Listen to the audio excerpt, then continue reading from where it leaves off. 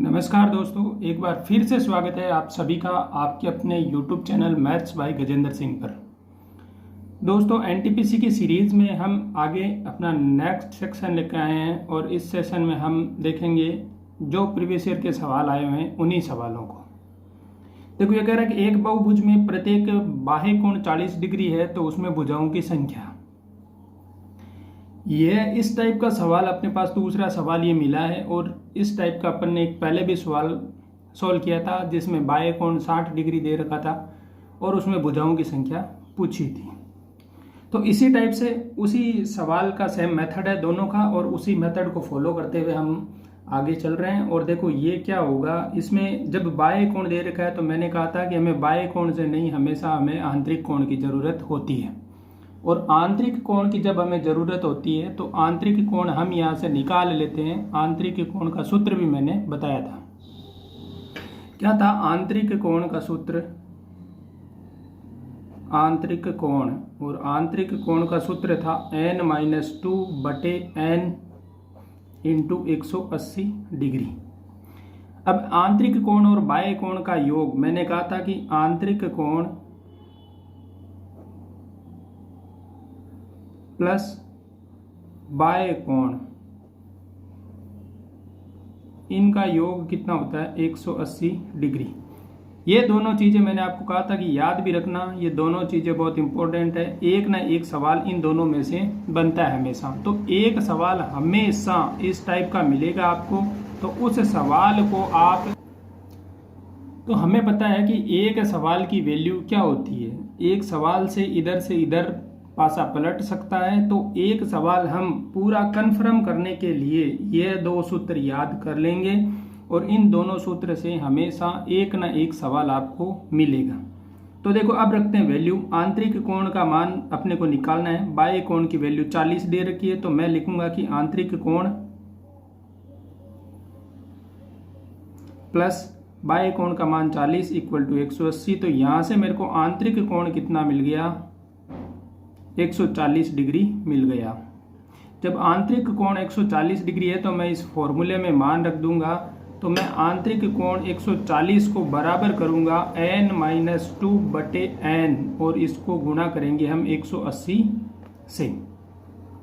देखो गुणा करते हैं, ये होगा 140n, इसको गुणा करेंगे तो ये होगा 180n माइनस 180 को 2 से गुणा करेंगे तो 360। अब देखो 180 में से 140, इस 140 को हम इधर पक्षांतरण करेंगे और ये 360 को हम इधर पक्षांतरण करेंगे। तो 180 में से 140n जाएंगे तो बचेंगे 40n।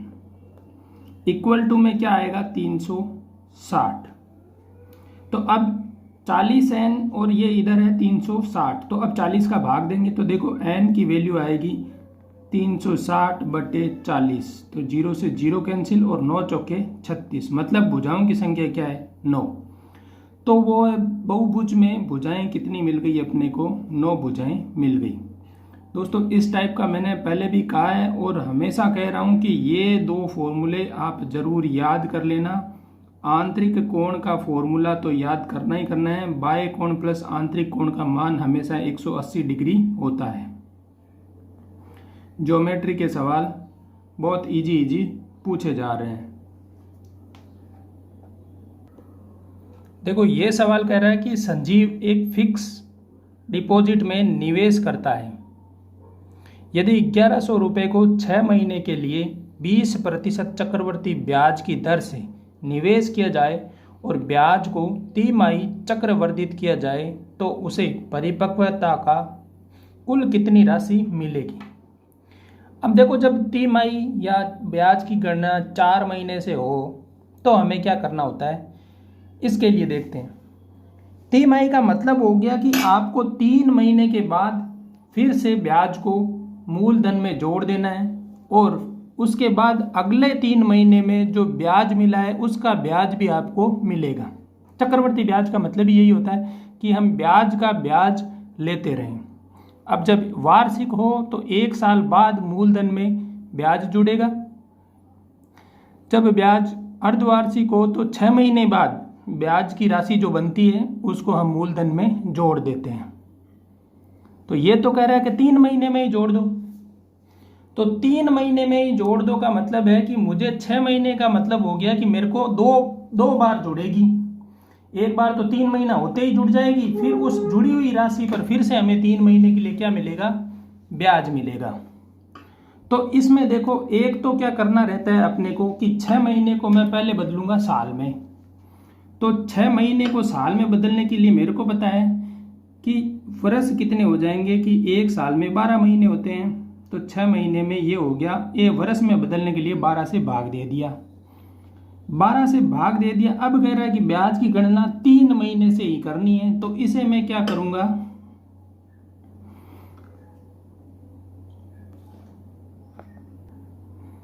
3 महीने से एक साल में कितने हो जाते हैं, 3 महीने से देखेंगे तो हम 12 के 3 से भाग देंगे तो 4 हो जाएंगे। मतलब इसको मेरे को गुणा करना पड़ेगा 4 से।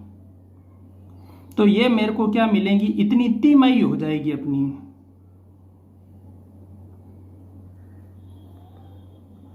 या आप सीधा ही, अपने को पता है कि 6 महीने में 3 महीने के कितने जोड़े बनेंगे, तो 6 महीने में 3 महीने के 2 जोड़े बनेंगे। और यहाँ से भी क्या मिलेगा आपको, 4 × 12 और 3 दूनी 6, 2 ही मिलेगा।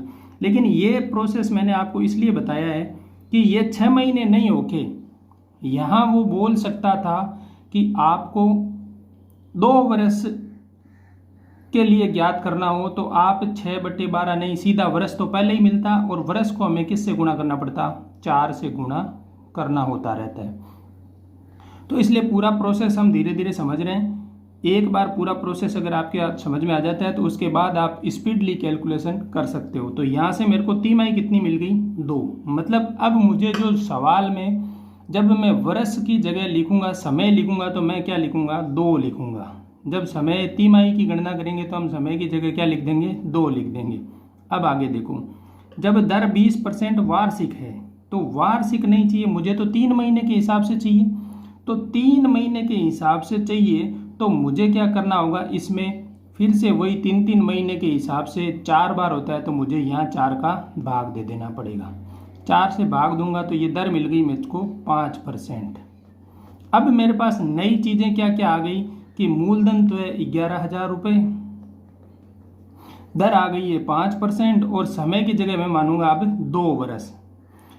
2 वर्ष इसलिए मान रहा हूं मैं, ये बोलने में आसानी रहेगी अपने को, बाकी एक्चुअली में क्या है कि ये 2 तिमाही है, और ये दर किसके लिए है, वार्षिक नहीं होके तिमाही की दर मिल गई है अपने को। तो आगे देखते हैं, देखो सवाल को,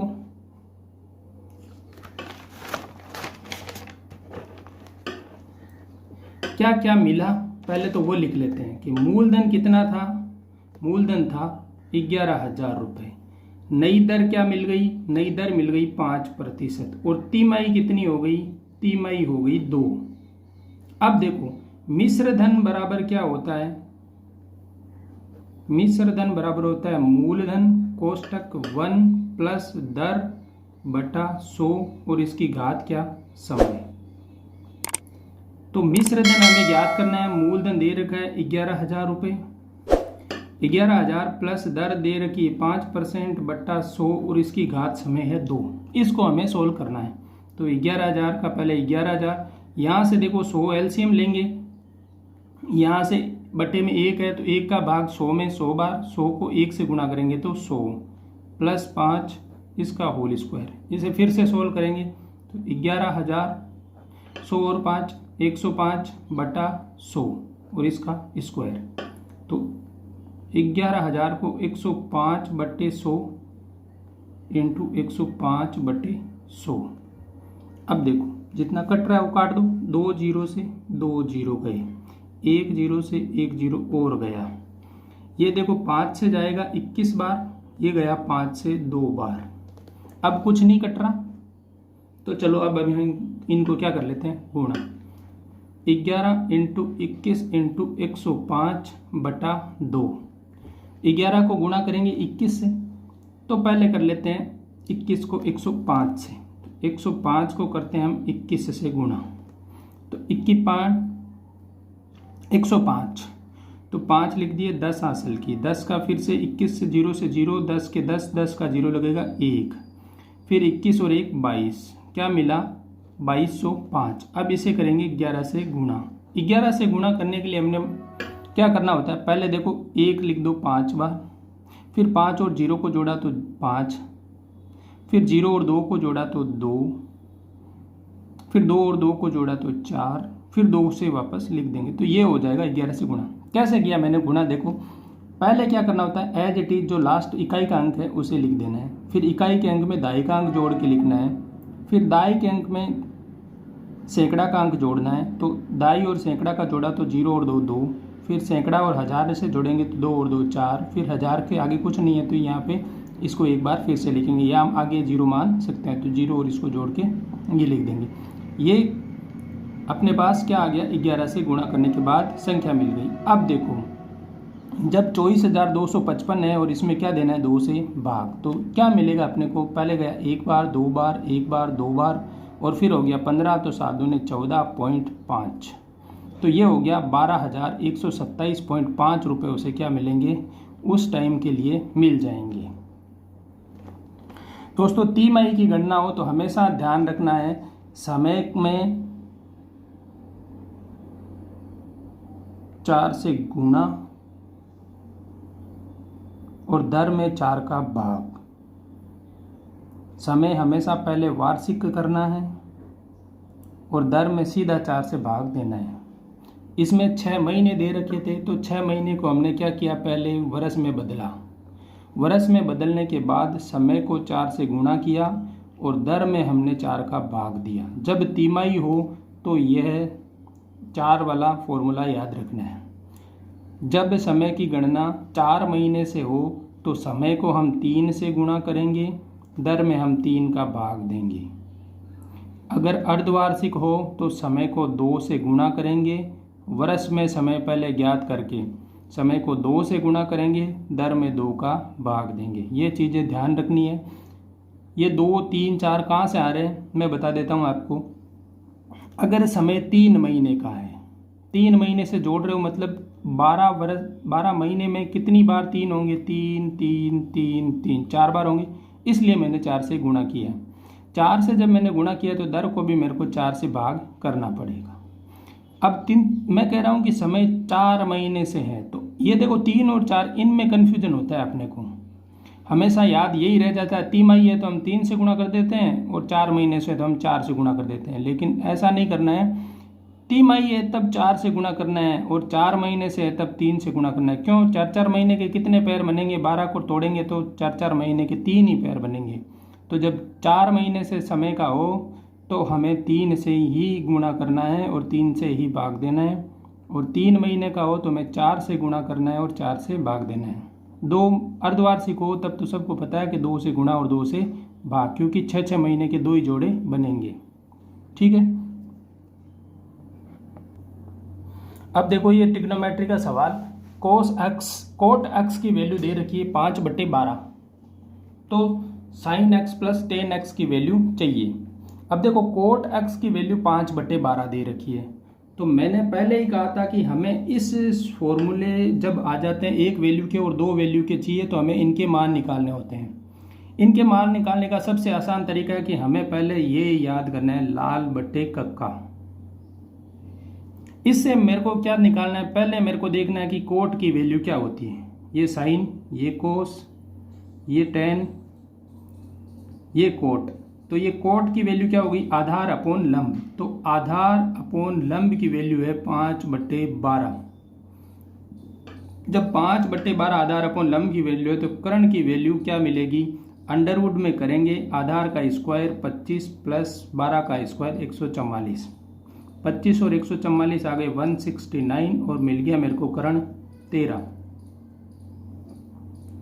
ये 13 या तो या हम, मैंने कहा था कि त्रिक याद कर लेना, एक त्रिक आपको और मिल गया 5 12 13, तो ये भी आप याद कर सकते हो। ये याद करने के बाद आपको ये मेथड नहीं करना पड़ेगा, जिसके साथ ही आपको ये चीज़ें मिल जाएगी। और मिलते ही आप सीधा यहाँ से साइन का सूत्र क्या होता है, लंब अपॉन कर्ण, तो लंब कितना था 12, कर्ण मिल गया 13, प्लस टेन का क्या होता है, या तो कोट का उल्टा कर दो सीधा ही, तो कोट का उल्टा हो जाएगा 12/5, तो ये हो गया टेन का, गुणा कर देंगे, जोड़ दे रखी है बट्टे की, मिश्र बट्टे की जोड़ में हमें इनको एलसीएम लेना है, 13 और 5 का एलसीएम हो गया 65, 13 से 65 को डिवाइड करेंगे तो मिलेगा 5, 5 को 12 से गुणा कर देंगे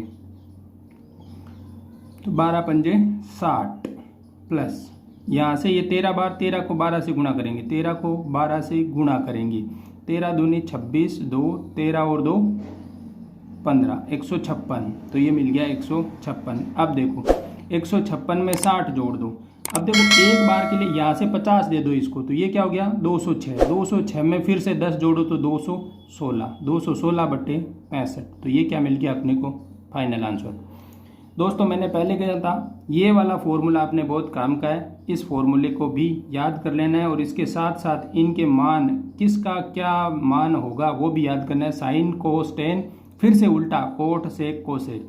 कोट के लिए आधार अपोन लंब, सेक के लिए कर्ण अपोन आधार और कोसेक के लिए कर्ण अपोन लंब। उल्टा चलना है और ऊपर से सीधा चलना है। Sine cos tan, cot sec cosec. Sine का उल्टा कोसेक, कोस का उल्टा सेक और टेन का उल्टा कोट। ये चीज़ें ध्यान रखनी है। अगले सवाल की तरफ चलते हैं। सवाल कह रहा है कि एक आयत के विकर्ण की लंबाई ज्ञात कीजिए जिसकी लंबाई 6 सेंटीमीटर और चौड़ाई भी 6 सेंटीमीटर है। असल में दोनों की लंबाई चौड़ाई बराबर हो तो इसे क्या कह सकते हैं वर्ग, और सभी वर्ग क्या होते हैं आयत। तो ये सवाल भी यहाँ सही है। आप ये नहीं कह सकते कि सर यहाँ पे आयत की जगह वर्ग लिखा हुआ होना चाहिए, लेकिन सभी वर्ग होते हैं वो आयत ही होते हैं। तो अपने को ये चीज़ भी समझ में आ गई कि सभी वर्ग क्या होते हैं आयत होते हैं। तो एक चीज़ ये से सीखने को मिल गई और इस सवाल से कि सभी वर्ग क्या होते हैं आयत होते हैं। अब देखो, अब ये कह रहा है कि लंबाई और चौड़ाई क्या है 6-6 सेंटीमीटर है। मेरे को पता है कि वर्ग के लिए विकर्ण होता है भुजा और इसको √2 से गुणा करना होता है। अब ये कैसे आता है ये भी हम देख लेते हैं इस सवाल में। सीधा उत्तर तो आपको मिल जाएगा कि 6√2 और ये सेंटीमीटर। तो ये तो हो गया आंसर, लेकिन आता कैसे है देखो यहाँ से। ये है इसका विकर्ण, ये भुजा 6, ये भुजा भी 6, ये 90 डिग्री का कोण होगा।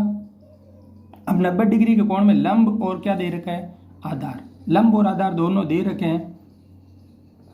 जब लंब और आधार दोनों दे रखे हैं तो हम कर्ण निकालना है। तो कर्ण निकालने के लिए पाइथागोरस प्रमेय, और पाइथागोरस प्रमेय कहती है कि आधार का स्क्वायर प्लस लंब का स्क्वायर। तो आधार का स्क्वायर तो 6 का स्क्वायर प्लस लंब का स्क्वायर फिर से 6 का स्क्वायर, इसका अंडर। तो 6 और 6 का स्क्वायर करेंगे तो ये होगा 36 प्लस 36 और इसका अंडर। अब मैं 36 कॉमन ले लेता हूँ, फिर 1 प्लस 1 बचेगा, फिर से अंडर। अब देखो 36 में से 6 बार आ जाएंगे, अंडर से बाहर ले सकते हैं और एक क्या होगा 2, तो अंडर 2। तो 6√2 सेंटीमीटर अपने को क्या मिल गया आंसर मिल गया। याद रखना है अपने को सीधा वर्ग के लिए क्या होता है विकर्ण का सूत्र होता है भुजा √2। आयत के लिए विकर्ण होता है √ लंबाई का स्क्वायर प्लस चौड़ाई का स्क्वायर। लंबाई का स्क्वायर प्लस चौड़ाई का स्क्वायर ये होता है आयत के लिए, आयत का विकर्ण। जब आयत और लंब के विकर्ण, आयत का विकर्ण लंबाई का स्क्वायर प्लस चौड़ाई का स्क्वायर का अंडर रूट, और वर्ग का सीधा याद रखना है भुजा √2। ठीक है, क्यों आयत में जब दोनों भुजाएं समान हो जाएगी तो भुजा एक बाहर आ जाएगी और √2 1 + 1 √2 रह जाएगा। अगला सवाल कह रहा है कि एक नियमित षटभुज की समरूप भुजाओं की संख्या है। तो षटभुज में समरूप भुजाओं की संख्या 6 होती है भाई। षटभुज है और समरूप भुजाओं की संख्या कितनी है 6। इस सवाल के बाद अगला सवाल है। देखो अगला सवाल दे रहा है कि एक दिया हुआ है, इनकी वैल्यू दे रखी है, W, X, Y और Z की वैल्यू दे रखी है, और इस वैल्यू के साथ ही उन्होंने एक समीकरण दिया है और पूछा है कि इसका मान ज्ञात करो। तो आप क्या देखोगे, देखो W, X, Y और Z की वैल्यू दे रखी है, इसमें मान रखना है। तो देखो ये वैल्यू पहले क्या है x² Z + WY। तो देखो x की वैल्यू क्या दे रखी है 3, तो मैं 3 का करूँगा स्क्वायर। फिर से Z की वैल्यू दे रही है मेरे को -1/2 प्लस W की वैल्यू है -2 और इसको गुणा करना है y से, तो y की वैल्यू है 0। अब देखो किसी भी संख्या को 0 से गुणा करने पर वह संख्या खुद क्या हो जाती है 0, तो इसकी वैल्यू क्या आ गई 0। तो यहाँ से 3 का स्क्वायर करेंगे 9, माइनस का 1/2 और इसकी वैल्यू क्या 0। अब देखो ये क्या हो गया, अब 9 को -1/2 से गुणा करेंगे तो अपने को मिलेगा माइनस का 9/2 और ये हो गया आंसर। दोस्तों कैलकुलेशन बहुत आसान है, वापस समझ लेते हैं एक बार। x² कोष्टक में दे रखा है z + WY। अब इनकी वैल्यू हमें दे रखी है पहले से ही, और इन वैल्यू को हमें क्या रखना है, इसके स्थान पर रखना है। चिन्ह का थोड़ा सा ध्यान रखें, z की वैल्यू -1/2 दे रखी है तो हमने -1/2 ले ली, w की वैल्यू -2 दे रखी है, y की वैल्यू 0 दी है। 0 से गुणा करने पर ये सारा पद 0 हो गया। ये पद पूरा 0 होने के बाद हमने 3 के स्क्वायर को 9 लिखा, -1/2 से गुणा किया तो ये वैल्यू मिल गई अपने को -9/2।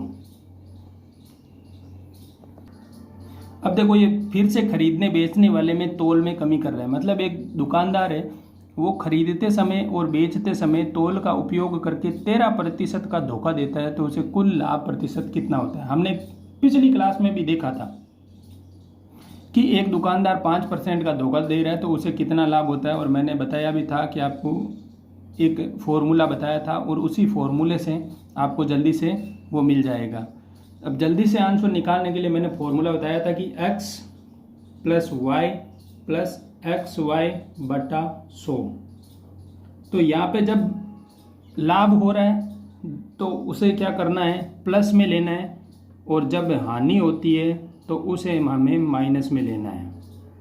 लेकिन ये तो 13% का दोनों टाइम लाभ ले रहा है, तो लाभ ले रहा है तो हमें दोनों टाइम क्या रख देना है, प्लस ही रख देना है। तो x की वैल्यू +13, y की वैल्यू +13 + 13 × 13/100, और इसे क्या कर देना है सोल्व। तो 13 और 13 कितना 26, प्लस 13 को 13 से गुणा करेंगे तो 169/100, और यहाँ से मेरे को पता है 100 से भाग दूंगा तो ये होगा 26 + 1.69, और इसे जोड़ने के बाद क्या मिलेगा 27.69। तो इतने प्रतिशत का वो क्या कर रहा है, लाभ कमा रहा है। अब देखो अगला सवाल भी देख लेते हैं हम। ये कह रहा है एक समीकरण दे रखी है और इसको हल करना है। तो समीकरण क्या है, 4 - 3x = 1। देखो 4 इसको पक्षांतरण करके इस तरफ ले जाओ और 1 को इस तरफ ले आओ, तो 4 - 1 = 3x। देखो अचर पद क्या है 4 और 1, तो इनको एक साइड ले लिया, और चर पद क्या है x, तो x की वैल्यू के मान एक साइड ले लिए। जब 4 में से 1 गया तो 3 = 3x, तो x की वैल्यू क्या मिल गई 1। 3/3 करेंगे तो क्या हो जाएगा 1। ऐसा नहीं है कि यहाँ से काट दो और आपका तो x की वैल्यू 0 नहीं है, x की वैल्यू क्या आ गई 1 आ गई।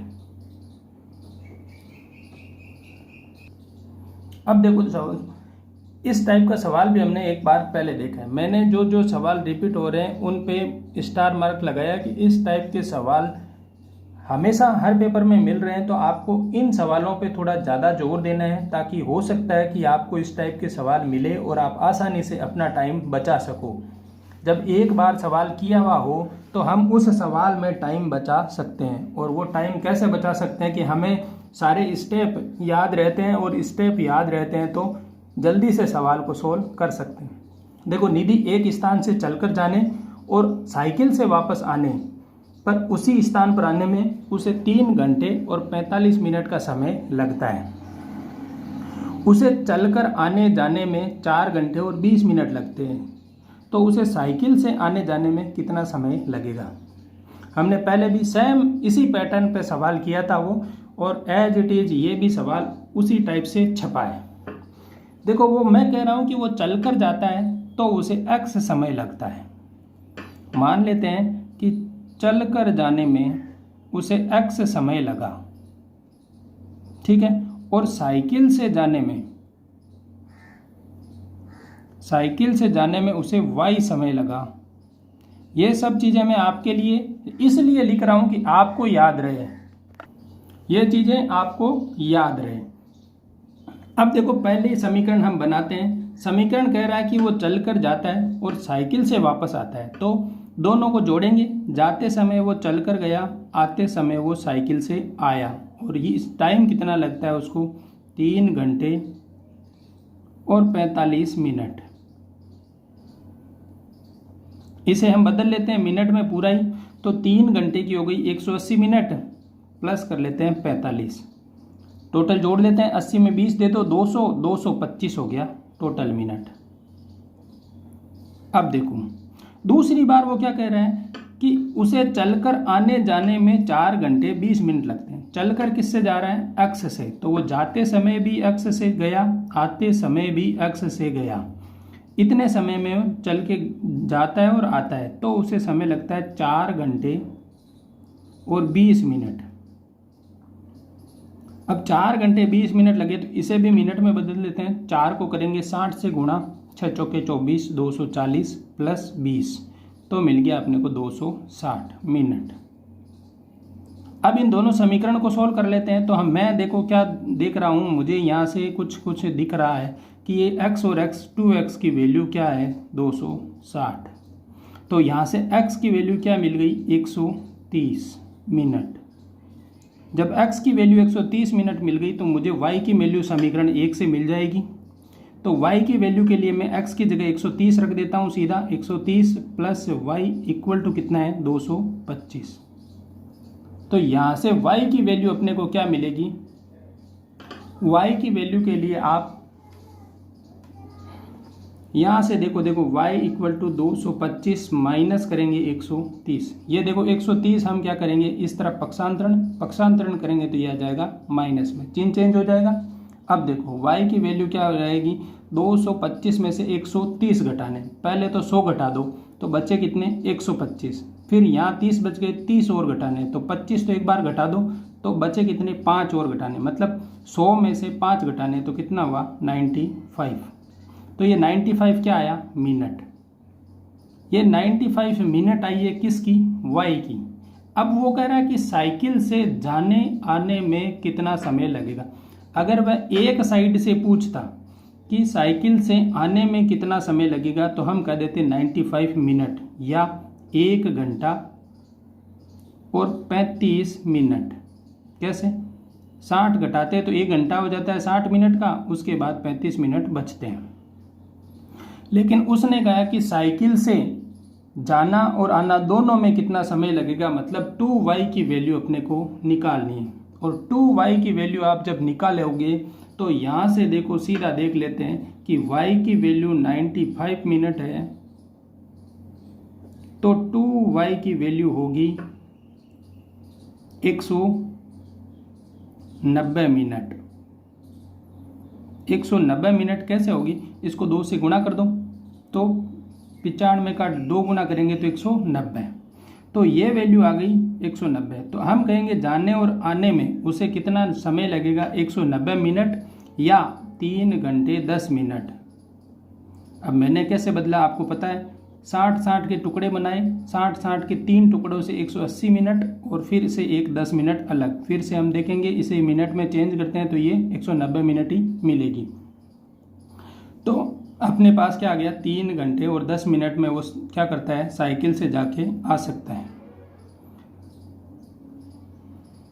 दोस्तों वीडियो अगर आपको अच्छा लगा है तो अपने दोस्तों के साथ शेयर कर दें। चैनल पर आप नए हैं तो सब्सक्राइब जरूर करवा लें, बेल आइकन को प्रेस कर लें ताकि आने वाली जो वीडियो है उसका नोटिफिकेशन आप तक पहुंच सके। एनटीपीसी के सवाल हम लेके आ ही रहे हैं, इसके साथ साथ एसएससी जीडी या हो सकता है दिल्ली पुलिस, इन दोनों के बैच भी हम जल्द ही शुरू कर सकते हैं। तो अगर आप जिसकी भी तैयारी कर रहे हो तो वो कमेंट में आप ज़रूर बता दें।